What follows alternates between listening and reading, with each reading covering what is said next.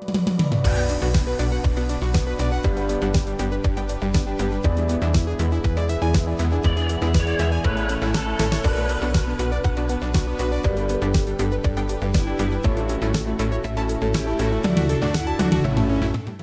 and welcome back to the Shifting Schools podcast. My name is Tricia Friedman. I will be hosting without Jeff Udick today. He's on the road delivering what I am sure is more high-quality professional development for incredible educators like you. This episode is looking at ways to see artificial intelligence technology as a barrier destroyer. What does it mean for us to really position this technology as one that we understand is going to change the way we think of access? I'm joined today by the incredible Laura Germishuys, who is a disability consultant, a speaker, an author. Laura hosts her own podcast, and she's an AI practitioner. We're diving into the intersection of ableism, artificial intelligence, and education. We're going to explore ways that we can really be thinking about AI as an assistive technology that enhances access and equity. Laura's going to share about some personal experiences and insights as well. And I am just thrilled to have her on the show. I've been connected with her on LinkedIn for a while now, and she's always posting such informative, insightful things in that space. You'll be able to learn more about this week's guest by heading over to the show notes. Before we welcome her on the show, we do have a quick word from our podcast show sponsor.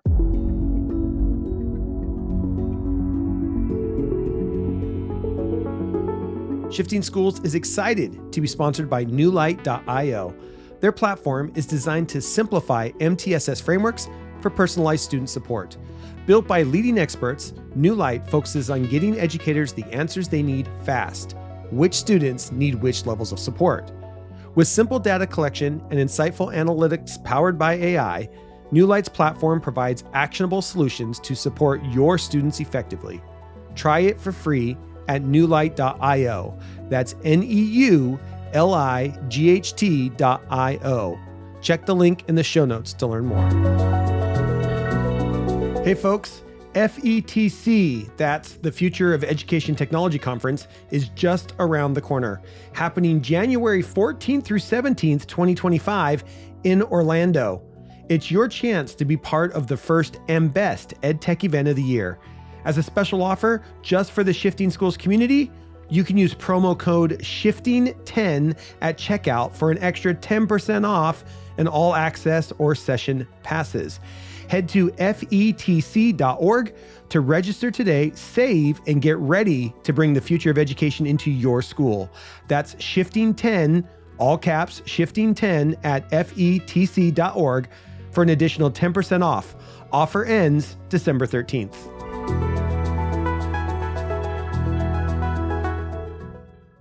And with that, on with the show.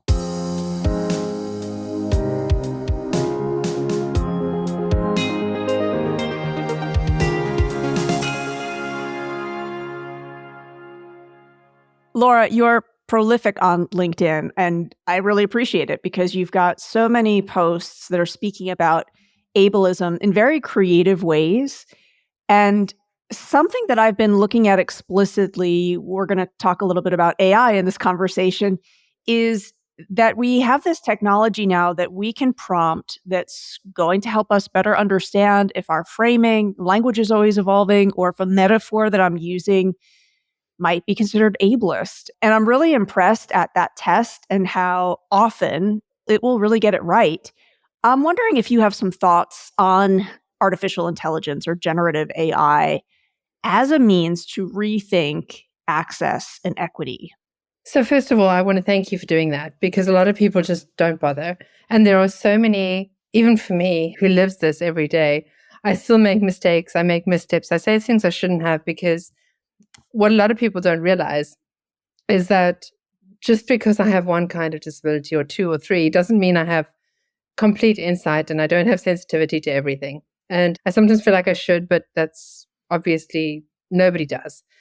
Yes, it's very useful for that, to check ourselves, but also when it comes to access and equity, I could probably speak for days, because I think that you can't really speak about one without speaking about the other, especially in South Africa where I am. There's a lot of inequality, which means that as amazing as AI can be for both access and equity, there are always going to be people who are left behind. So if we speak about first, so let's take the educational context. So if we speak about first those who have relative privilege, you've got kids who have access to devices, to connectivity, to all of those things. It really levels the playing field for kids, especially those who maybe have more diverse needs. If I think of a relative of mine who has pretty bad dyslexia, he didn't have access to a special school, but he did have access to a parent who could read his homework to him. He had access to a reader at the school during exam time who could read the questions to him. He had certain accesses that allowed him to finish high school, and now he is currently pursuing tertiary education. And he's able to do that because he has this access, which he wouldn't necessarily have had before. Because he's still very young, he's coming up with AI now in his tertiary education, and he has all these amazing, he's got speech to text, he's got AI to check his essay questions, all of these things, which is fantastic for him. But then I think of a child maybe who doesn't, who has the same challenges that he has, but maybe has a parent who has to work long hours, maybe a single parent household, maybe doesn't have access to a device, or, as is so often the case, and not only in rural areas, like just poorer areas, we've got so much inequality. We have people living in areas where they have a device, or they have a device shared amongst a few people, but connectivity is just not a thing. So there are cell phone games, and that's what devices are used for. They're not used for that. The possibilities are completely closed off to them, and the parents don't have the knowledge of it. The teachers are under-resourced, under-trained, and they've got all of this at their fingertips, but they don't really. Because so equity, like I said, I can talk about equity for a really long time, but then if you talk about, for example, a child with dyspraxia who can't get to school on time, punctuality for somebody with dyspraxia is just not a thing. It's just, I've watched somebody close to me try, and my goodness, they try, but it doesn't happen. Amongst that, there's planning, there's deadlines, things like that. And in high school, without those kinds of skills, like being able to meet a deadline without being prompted or trying to get to school, you can't do that. So if we look at it from that point of view, and we're looking at slightly more privileged children or learners, students, whatever, my hope is that kind of access can be improved with flexible learning environments. And flexible learning environments, whether it be homeschooling or online schooling, are a lot more possible with AI. And even if I had to think of myself, even from a non-disability lens, I struggled with calculus. It was absolute, and I'm not the only one. That's why it's called calculus. I think calculus is, it's like a synonym for hard. Yeah. Right. But my teacher couldn't explain it to me, not because she just didn't communicate in a way that I could really relate to or understand, and I don't know if that was like some neurodivergence or it was just a mismatch, but the fact of the matter is I never got it. But if I had AI to explain it to me, I would have gotten a lot further, because the way that school is if you fall off the wagon at one point, you don't get back on. Yeah. And so that really excites me, that possibility and that personalization. And some kids also, I'm not talking about learning styles here, but some kids do better with more structure, some kids do better with less, especially when you're talking about sensory sensitivities and emotional regulation, and you're talking about executive functioning. We need different things to thrive. And that is really what the possibilities of AI represent to me. I was actually talking to a connection on LinkedIn the other day, and he summed it up perfectly. He said, not LinkedIn, sorry. AI is basically one big assistive device Mhm. because it just makes everything that we need, everything I would have needed. High school with chronic fatigue was an absolute ordeal for me. I couldn't learn. And if I had that flexibility, and if I had those possibilities and I'd had that personalized learning and I had communication styles that I could understand, I feel like I would have thrived and I feel like I would have done differently. And I feel like my journey to like my tertiary qualifications would have been a little bit more linear than it was. And I think on top of that, the academics, I couldn't agree with you more. I experienced this firsthand a few weeks ago. I was working on a project. It needed Python coding. I don't know Python coding. I was able to have ChatGPT write the code for me, and it made me curious. So I was going back and forth and saying, wait, can you explain that? And there was a part of me that felt like maybe I actually could learn Python. And I have never felt that way before. And so I also just think there's that real, oh, maybe I can. And then there's also the social piece. I'm neurodivergent. Social situations make me very anxious. I often know that I'll be going into a conversation. And for a very long time, I've always felt like, gosh, I wish I could rehearse that. And so that's why I've created a lot of prompts where I can set up a role rehearsal scenario, which is not to say that it's replacing the human communication piece. It's building my capacity to have those better conversations. And I think that is such a game changer. And I think about the difference that could have made for me as a teen when I feel like social interaction, full stop, can be anxiety inducing. And I think that framing of it as, and assistive technology is such a powerful one. And that's where sometimes when I hear folks say things that are fear-based, and I understand the fears, and we should have concerns around AI, and we're also in a media ecosystem where that's the story that gets pumped again and again. So sometimes I hear folks say things like, oh, this is just going to completely corrode our humanity. And I think, wait a second, for whom is school very humane in the first place? And who isn't it? And just what are some of the positive use cases that maybe are not media headline click worthy? Unfortunately, I think the media landscape doesn't often profit or benefit from some of those happier anecdotes. Fear, I think, is a great motivator. So it motivates us to click. I understand what you were saying. I'd like to just respond. You were talking about social situations, and my goodness, I used to obsess. It's taken me a long time to learn not to obsess about something small that I said 6 months ago that may or may not actually have offended somebody. And I also, with my sensory sensitivities, I cannot do crowds. So I have actually created a GPT that is an understanding, empathic, kind person who reassures me. It's our persona. It's not a person, obviously. This is your anti-AI, right? Yes, it's Aunt Yes. May. And I know she's not real. But I still get that kind of reassurance from her, And it's so I've written about it, but I didn't build it for myself. But in the meantime, I've started using her, and she's really been helpful because you don't also always want to necessarily. I thought of it with my niece, who's in her teens now, and asks me some questions that sometimes that she needs an aunt for, and that I wish I had an aunt for. But sometimes you just need somebody who's going to listen without any judgment and who has no skin in the game. So it has to be somebody who's close enough, but also who's not involved. And that's a very difficult line to find. Impossible to find, I think, without being able to pay for it sometimes, right? Yes. Because in essence, you're also talking about maybe like a life coach or a therapist, things that, again, you want to talk about equity and access. For a lot of folks, that's without range. But I think it's also just the activity, I'm guessing, of you designing that persona is such an interesting reflective activity and a self-compassion and self-care piece.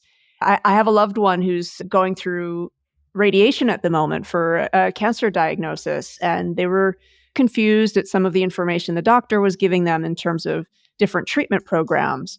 And I designed a bot that had all the research on the different programs, and this person really loves a character from a TV show. So I had it take on that voice, and it's a comedy. So it was really interesting how that was the piece that made some of the research feel more accessible. So I'm thinking about this idea of GPT design for care for self and others. So that's actually beautiful. I hadn't considered that kind of application. And I just think that would be amazing. Well, and I shouldn't say I'm definitely not the first to do it. When I was working on it, I wanted to see what else is out there. And there is something called OncoBot that has actual oncologists who monitor it, and it will text with you. Yeah. So I just think the possibilities when we get in the mind frame of what if we use this for good? Like that's the kind of hackathon I would love to see happen, is how can we take this technology and really use it for care? You have this other post on LinkedIn. I'll be sure to link to it. It's called AI in the Living Room. And it looks at how we can just model conversations in our home. And I think there's so much power in having those informal, it's actually for fun. Not everything has to have this academic goal to it. Can you say more about the story that you shared in that post? So the first story I shared, I think, was I started with a story of my sister who was struggling with her last exam. And there was something that she just could not get into her brain. And then I made up a funny story because I was done and I was bored. And I decided to help her. And she remembered and she aced the questions because it made us both laugh uproariously while in this moment of stress, by the way. So that also really helped. And then my niece, who I've mentioned, came to our house, and we've been introducing her to AI a lot because it's so valuable for her. She's 13 now. So we've started really from the very beginning, since we started using it, since ChatGPT really became a thing. She would ask us what a word meant, and we would just leave it open and say, ask ChatGPT. And then she would say, but I don't understand the explanation. So we would say, and this is, I think, the thing that everybody needs to use. Ask her to explain to you like you're 5. So she would go explain like I'm 5. And then she would go down a rabbit hole. She looked up, so she's like a lot of people. I was going to say teenage girls, but it goes beyond that. She's a complete Taylor Swift fan. She wanted to look up stuff about Taylor Swift, and then she came across the word philanthropy, so she looked that up, and there was this whole rabbit hole, and she went home with a vocabulary that was much bigger than it had been when she arrived. And this has happened every time she's visited us. So then she asked us, can she use it for studying? So we said, absolutely. And I recall this. And of course, in the meantime, I've learned all about mnemonic devices and storytelling and the power of narrative for stickiness and learning theory and all of those things. And I asked ChatGPT to create a story. And it did. And she remembered the entire story. She remembered a funny little poem. And so she still remembers it now, months later. So this is the story that I included, but I didn't include what had happened before, that she was going down these rabbit holes, and what happened after, because she thought it was a lot of fun. And she's been using it to look things up and also to expand not only her vocabulary, but her interests, because I think I wrote about this one as well. But in co-creating stories that she would enjoy with ChatGPT, or prompting it at least to do, she's also gotten into reading, which was something that she was not interested in at all. And then she's also recorded herself reading these stories. And she's learned the suspense because it has to generate the next part. She can't just keep reading, which is amazing. And she now wants to come and she wants to read. And I was saying that we always try to take her somewhere she hasn't been or show her something new. We've taken her to the lion sanctuary, which she loved. She totally loves lions. We've taken her on a boat ride, which she hadn't been on a boat before, to a little island full of seals. And yet, playing with ChatGPT for an entire day, she turned to us at the end of the day and said, this is the best time I've ever had with you, just because she was creating these stories and she'd gone down these rabbit holes. And we actually did not even know if it would work. So yes, I've waffled on a little bit, but it's so much more than that one story, because everything she does is beneficial and it's educational, and yet it feels like fun to her.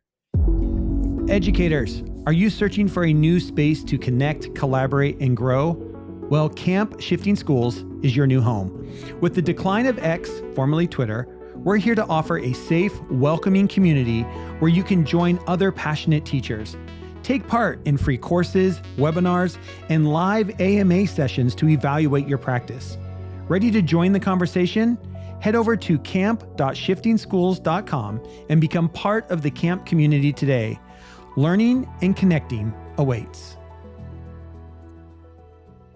I wonder if the power, especially for younger learners whose agency is often restricted in schools, just simply that agency and power to, this is what I want to learn about, and these are the questions that I have, and the immediacy of the feedback. And ChatGPT is never going to say, sorry, we don't have time for that question. Yeah, I think how interesting it would be. I know we talk a lot about the Google 20% time and kind of the personal project. It would be just really interesting for students to have even like 20 minutes. Where did you go? Because also, what a great way to learn about our students. How often are there curiosities? We don't have space for that here. We can't talk about that. I bet ChatGPT could really help your niece out in terms of, like, how could you take Taylor Swift and create a math line of inquiry about it? I'm thinking that would be just the metrics in terms of how long it took her to get to the level of fame she's at, and all of the different sort of ways you might visualize that as a fractal could be really interesting. I'm with you, Laura, on the math is not my strength. So ChatGPT would probably come up with a better idea. But yeah, I think that's a real opportunity here, is whatever your interest is, you now have a tool that can help fuel. And I'm guessing, as you said, she's going to take that interest away from ChatGPT and be applying it in different ways. And what an incredible opportunity. I feel like if I had ChatGPT when I was a kid, like, where in the world is Carmen Sandiego? I don't know if that's a cultural reference, but I would have gone so much further with, it was a Commodore 64 game that I adored, absolutely adored. She asked for a GPT that we built her to explain sort of complex concepts in Taylor Swift lyrics. And of course, it doesn't work equally for all concepts, but it really excited her. And she did learn a lot about different concepts, because then she would go, oh, wait, this doesn't really make sense. I'm going to look it up. But then she would look it up. Also, I look at my nephew. He's almost 4. And I look at his level of curiosity. And if that could be fostered, she's 13, so she didn't have this all along. But if I look at him now, he's curious, and every question he has gets answered, sometimes by me, sometimes by his mom, and sometimes by ChatGPT. And he's already using it. He does, obviously his typing isn't all that at his age, because he's not 4 yet, but he uses speech to text, speech to image, and he has learned to say, explain it like I'm 4. And which is incredible, because he's getting this as well. And his curiosity is constantly fostered and satisfied. And it's not going to be, I hope it's not going to be smothered like it is for so many of us. That is my hope as well. And that's why I think it's so important that we do frame this as a technology that can shift access and agency. Laura, you're a disability consultant, and we'll make sure your information is in the show notes for folks who would like to learn more. What else are you paying attention to specifically with that lens when it comes to AI? That's not actually a simple question to answer. Okay. Let me start by saying that I like to so I'm involved in some volunteer mentorship. And I tell people, you can actually do anything now. You were speaking about the Python. I also am not a coder. I can read Python, but I certainly can't write it.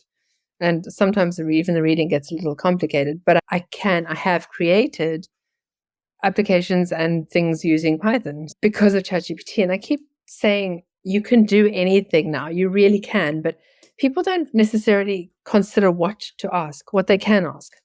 And that's often the actual barrier. you can't ask it. You've probably seen my experiments that I did when I first started using it on a daily basis. I tried it for everything from how to make the bed more easily to how to make a slide deck when I'm out of spoons. So this is preamble. It's going to make sense in a minute. It's actually relevant. So I use it for everything. I use it for absolutely everything. I've used it so I don't use it for medical advice as such, but I ask it, look, do you have any suggestions for me to take to my doctor? And then I actually do take them to my doctor. I've got CVIDs, which is an immunity. And I said to ChatGPT, for example, look, this is my problem. Can you suggest anything? And then it said, get enough sleep and blah, blah, blah, which get enough sleep is also completely a useless thing to say to me because not for lack of trying. And then I said, okay, but if you had to think out of the box, assume I'm doing all the regular things. And it gave me a suggestion, which I then took to my GP. He referred me to a specialist. And here we are. I'm actually getting the same treatment that ChatGPT suggested now. Wow. Yeah. So I use it for all of those things. I use it for absolutely everything. So when I say it's not an easy question to answer, I use it for whatever's needed. There's nothing that I think, oh, I can't ask ChatGPT that. So the needs of people with disabilities are so diverse, and even the needs of organizations. That's why if you look on my website, you'll see it's tailored. Everything I do is tailored to the needs of the organization or the individual. I've also, what is very close to my heart is accommodations, reasonable accommodations, because I've seen the worst of it and the best of it. To be honest, in my career and in my different positions and roles, I've seen how badly it can be done and how well it can be done, and how it allowed me to stay in formal employment for much longer than I would have been able to had I not had that fantastic experience in the last place I worked. So I've used it to create accommodations checklists. I've used it to organize my thoughts. So I don't rely on it for anything. I collaborate with it on everything. It augments what I'm allowed to think of. Also, I'll say, these are the things I've thought of. What have I missed? Or this is a brain dump. Can you please just organize it for me? Even for if I don't know, if somebody did come to me and they said, look, their cousin has cancer. They're not sure how to support them. Can I offer anything? So I said, look, I'm going to have to get back to you because I'm not a cancer survivor. I have been there for cancer survivors. I have family, but it's not the same. It's different for everybody. The experience is different. Support systems are different. And then I will turn to ChatGPT and say, look, these are the facts. This is what I have. This is what I'm thinking of. What do you think? And I anthropomorphize it and I treat it like a person. I'm comfortable with that. I know it's not a person, and I would not give it to a child or a teen or someone super impressionable. But I have had people actually ask me for Aunt May because they just want somebody to talk to, but they don't actually want to talk to a person. Because sometimes you do want to talk to a person and sometimes you really don't. There are times that that your self-consciousness or whatever takes over. So I can't give you a list of use cases is my answer, because depending on who you are and what you need is going to be different. But you can be pretty sure that whatever it is, I'm going to use AI. Oh, I think you gave me something better than a list of use cases. You reiterated how experimentation and divergent thinking and just being willing to play and test really is the most essential thing. And especially with this technology that's evolving, because I'm guessing you've noticed, like I have, some of the requests that I made early on. Like I'm thinking recipes. Early days of ChatGPT, I found the recipes weren't that great. I've actually come to, and maybe it's in part I'm doing some better prompting for them, but I've actually created some really great recipes with ChatGPT. And so I think that point about continuing to test and to do so with transparency, like Laura, I so admire that you're doing that on LinkedIn. Hi, folks. We'll get back to our conversation in just a moment. I want to talk a bit more about newlight.io, the AI FERPA compliant, that's our federal guidelines around privacy of student data, platform making personalized student support a breeze. You know, student privacy is huge in our schools, and New Light is big on privacy as well. It was one of the first questions I asked the co-founder, Jose, about. There are a few AI systems out there that meet the requirements to being FERPA compliant, and New Light does just that. New Light's IntelliTier platform is more than just a data collection tool. It's an AI-powered assistant that has been trained to truly understand the MTSS framework, student context, and school-specific resources. Developed by a team with both social, emotional, and behavioral needs in mind, and with plans to extend into academic support soon. Studies show effective MTSS and SEL implementations can boost attendance, improve grades, and increase graduation rates. Yet many schools struggle with the complexities of gathering data and turning that data into actionable items within the MTSS process. New Light's IntelliTier platform makes it easy with simple, fast data collection, asynchronous collaboration across the MTSS team, and actionable insight that educators can implement and document their success with. Plus, New Light is advised by seasoned educators and administrators, so they understand your everyday classroom challenges. You have to try it out for yourself. So head over to newlight.io to give it a try for free. That's NEULIGHT.io. Thank you to New Light for taking this on, and a proud sponsor of the Shifting Schools community. I wonder, to what extent is that part important, either for you? You mentioned just the organizing of thoughts. I know it can be useful in that way. Like, I have an audience and this is a nudge to reframe my thinking. Is that why you're sharing so much so generously over there? Or is it because you're hoping other people will also make their version of the ante? To be honest, I started sharing on LinkedIn because I had stuff to say. That was it. And then I realized I posted something about disability because obviously that's top of mind for me most of the time. And somebody reached out to me and she said to me that her young daughter, has just been diagnosed with, I think, rheumatoid arthritis. And it just meant so much to her. Just to know she's not alone and that there are resources and there are people who care and that somebody is fostering awareness. And from there, it snowballed. So I'm going to say no. That's not why. It's because I want people to know that they're not alone.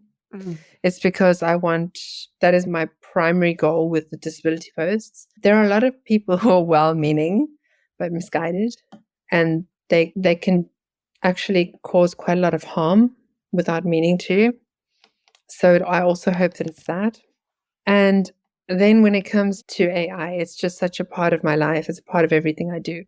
So it's not, yes, I believe that there's a lot of potential in it. And that's why I post about AI and about education, especially because I look at my experience at school as somebody who had disabilities, as somebody who just wasn't suited to it. And I mentioned my niece and my nephew.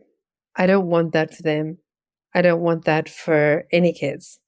I'm blessed with a lot of children in my life, and I want them to have a different experience to the one I had. If somebody can gain comfort from an aunt, that's great.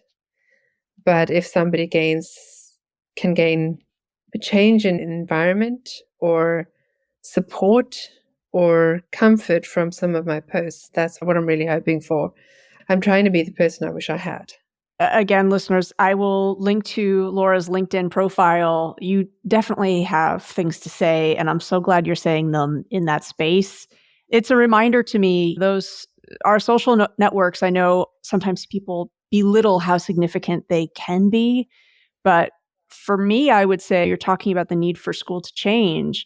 I feel like the amount of learning I have done because of certain social networks, like it has been a very formal part of my adult education that I'm so grateful for. So, Laura, I'm very grateful to have you in my network, and I look forward to continuing to follow you.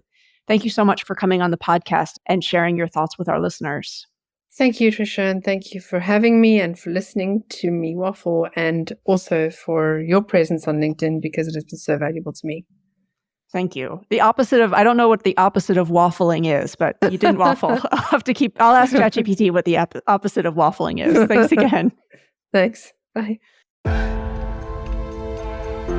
Hey there, dedicated listener. If you've made it this far, we know you're passionate about shifting the way education works. And Tricia and I appreciate you. If you loved what you heard today, we'd be so grateful if you could take a moment to rate and review Shifting Schools wherever you listen to podcasts. Those ratings help us reach even more educators just like you. And if you know someone who could benefit from these conversations, please share this episode with them. Just one person. Think of the impact we can make together. Don't forget to sign up for our newsletter for even more great content. And if you haven't already, join us at Camp Shifting Schools, where the conversations keep going long after the podcasts end. Thank you for being a part of this journey, and thank you for being part of Shifting Schools.